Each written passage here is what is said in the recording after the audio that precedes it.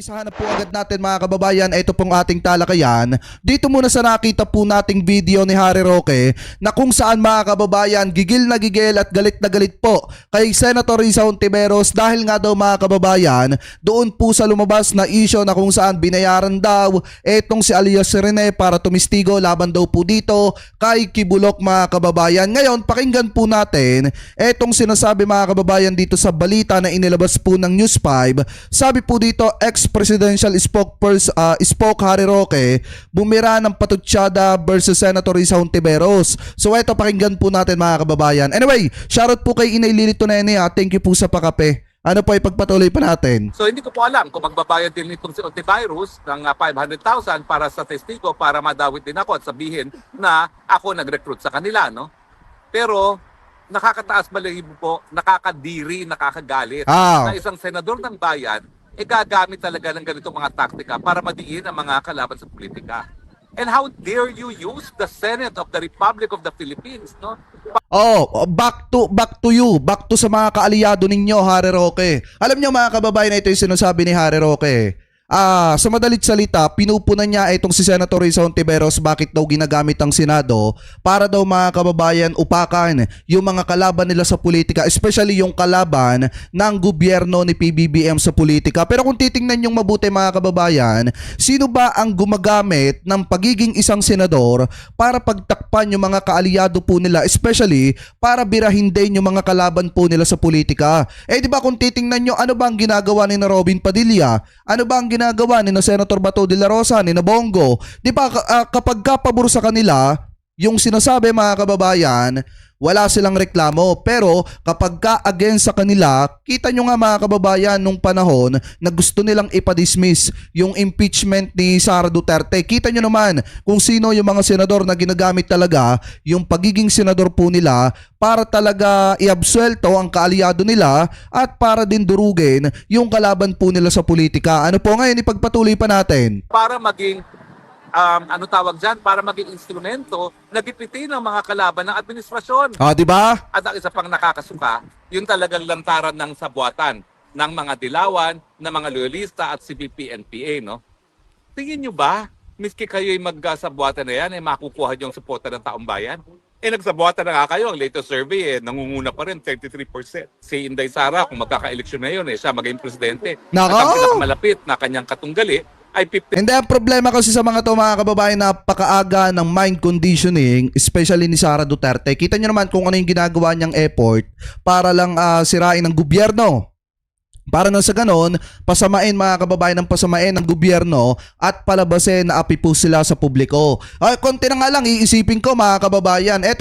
Konti na nga lang iisipin ko kasama sa plano at malungkot na istorya nila yung pagbibenta ng bahay ni Duterte. Para nga naman sabihin ng mga kababayan Pilipino po natin na bakit gano'n naman ang nangyari kay Tatay Digong sa sobrang lungkot ng kinakasama at asawa ni Tatay Digong na pilitang ibenta yung bahay. Sobrang nakakaawa etong si Tatay Digong. Konti na nga lang mga kababayan, iisipin natin na kaya nila ipinagbibili yung bahay kasi nga unang-una, masingit lang natin, gusto nilang mas magpaawa pa sa publiko at makakuha pa ng simpatya para makatulong ng matindi kay Sara Duterte. Kasi nga naman, pag naging presidente etong si Sara mga kababayan, lahat ng mga kaalyado nilang nakakulong automatic makakalaya, katulad ni Kibuloc at katulad nitong si dating Pangulong Duterte. Gagamitin ni Sara ang pagiging presidente niya kung sakaling siya ang manalo sa 2028 para lamang po mapalabas sa dahig ang kanyang tatay.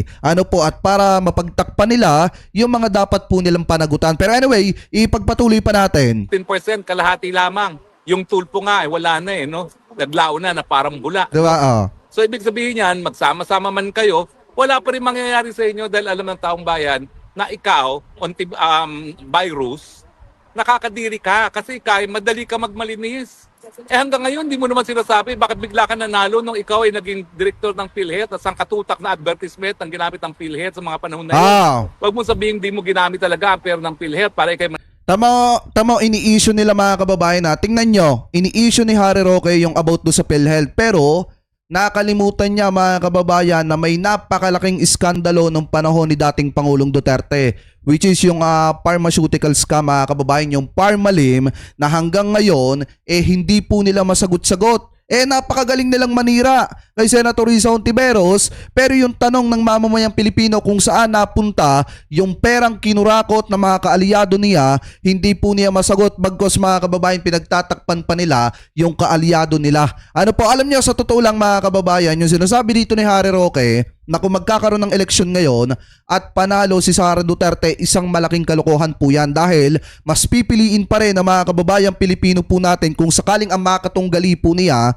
ay si former VP Leni, mas pipiliin pa rin po nila si Leni kaysa po dito kay Sara Duterte. Kasi sino ba naman ang pipili ng isang politiko na wala naman po talagang di umano'y silbi? Ano po, walang ginagawang trabaho dito po sa ating bansa, bagko sinisiraan pa ang Pilipinas pagka naandudun po siya sa ibang bansa. Ano po, ngayon ipagpatuloy pa natin. Manalo sa eleksyon na yon, ha? Ay nako, tapos ang nakakabuwisit talaga dito sa mga dilawan, akala mo kung sino na sila lang yung malinis. Pero ang dami naman nilang putik sa mga mukha. O kita mo itong gawain to.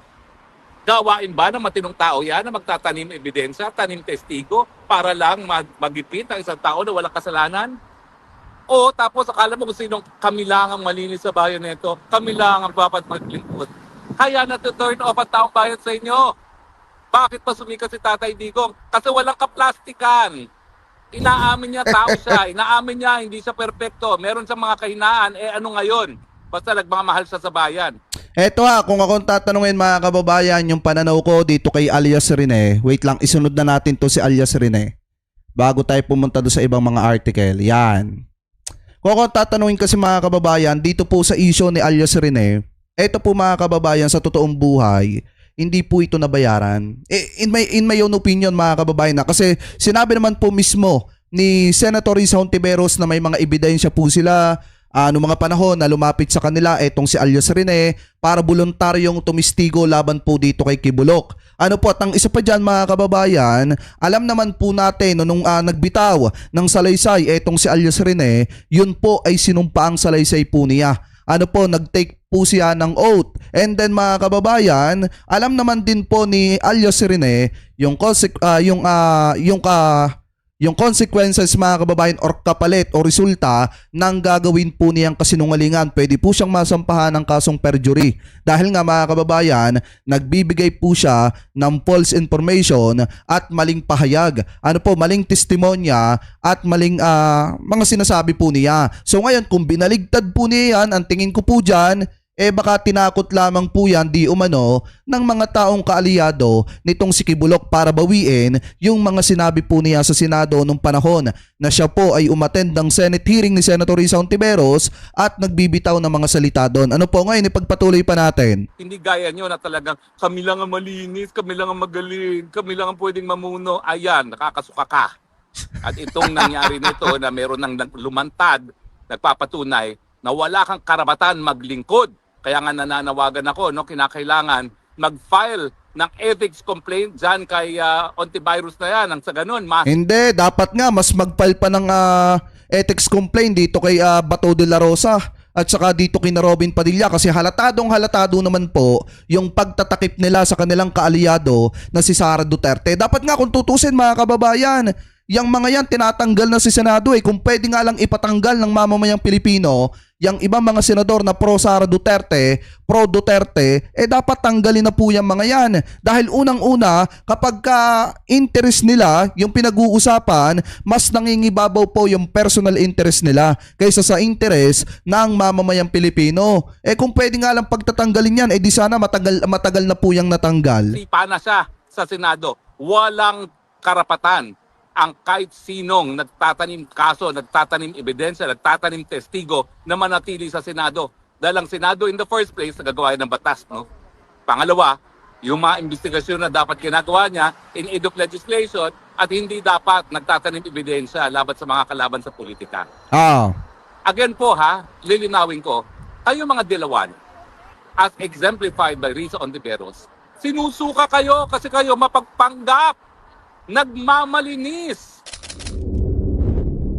Yan yung sabi mga kababayan ni Atty. Harry Roque. Alam nyo naman, bumaligtad talaga etong si alias Rene. At yung binitawan po niya salita dati mga kababayan sa Senado, bigla po niyang pinalalabas na binayaran po siya ni Senator Risa Hontiveros ng malaking halagang pera para po idiin daw etong si Kibulok mga kababayan. Pero kung titingnan din po natin mga kababayan, di ba, etong si alias Rene, talagang lakas loob at voluntaryong nagsalita diyan po sa Senado. At wala naman pong bayaran na nangyari po diyan dahil unang-una, pagdating po sa hustisya, hindi naman po yan mga kababayan, hindi sisirain ni Senator Risa Hontiveros yung pangalan po niya na talagang pinaghirapan niya ng napakahabang panahon para lamang po dito kay alias Reneng ito. So ngayon, ayon po mga kababayan kay Senator Sherwin Gatchalian, yan. Ayon po mga kababayan kay Senator Sherwin Gatchalian, dapat daw pong sampahan ng kasong perjury eto daw pong si alias Rene dahil nga mga kababayan nagbigay po siya ng maling pahayag at maling salaysay at nagsinungaling siya mga kababayan sa madalit salita. So ngayon, sabi po dito sa UNTV News, alias Rene na tumistigo versus Kibuloy dapat kasuhan ng perjury. Ayon po yan kay Senator Gatchalian. Ano po, so ito i-play po natin. Isinusulong ni Senator Ay, shoutout kay Ate Mickey Moto at saka kay Ma'am Dolly Babisa. Mega love shoutout po. Sherwin Gatchalian ang pagsasampa ng kaso laban kay Michael Maurilio alias Rene na naunang tumestigo sa pagdinig ng Senado kaugnay sa mga kaso ng religious leader na si Apollo Kibuloy. Ito'y matapos baligtarin ni Maurilio ang kanyang mga inihayag sa Senado at sinabing binayaran lang umano siya para tumestigo laban kay Kibuloy. Ng senador, nanumpa si Maurilio sa Senado upang magsabi ng katotohanan at binigyan ng pagkakataong magsalita ng malaya para maabot ang hustisya.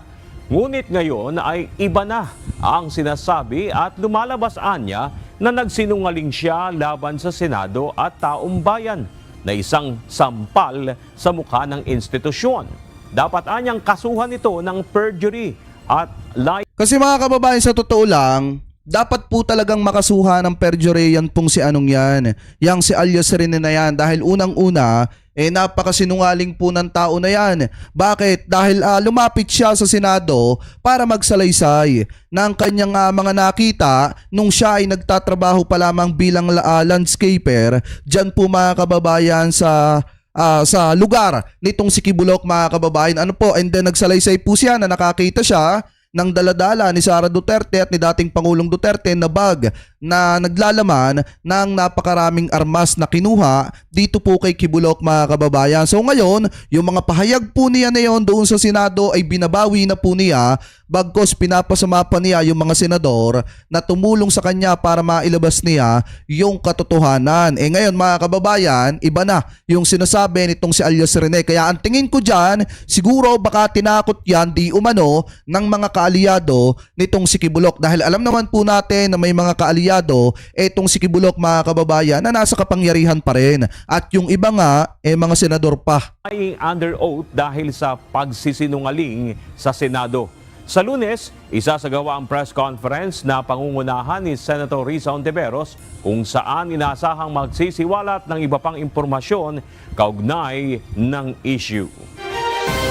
Ayan, kaya dapat talaga mga kababayan, sampahan ng kaso yan para matuto. Oo nga, kung tinakot siya mga kababayan, pwede naman siyang humingi ng tulong sa gobyerno at sabihin niya na tinatakot siya at saka ang kanyang pamilya kung siya ay hindi babaligtad sa mga sinabi niyang salita. Hindi yung papalabasin niya pa mga kababayan na yung mga senador na tumulong sa kanya para mailabas po niya yung katotohanan, nagbayad ng malaking halaga sa kanya para siraan etong si Kibulok dahil kawawa naman po yung iba mga tumistigo laban dito kay Kibulok kung palalabasin lang nila na lahat ng tumistigo ay binayaran ng pera para magsalita laban po dito kay Kibulok mga kababayan. Especially kawawa yung mga naabuso nitong si Kibulok na mga kababaihan at yung mga kabataan mga kababayan na minaltrato po niya. Kaya nga kung tutusin mga kababayan, dapat talaga na maturuan ng leksyon eto pong si alias Rene. Ano po, dahil hindi po niya naisip yung kakalabasan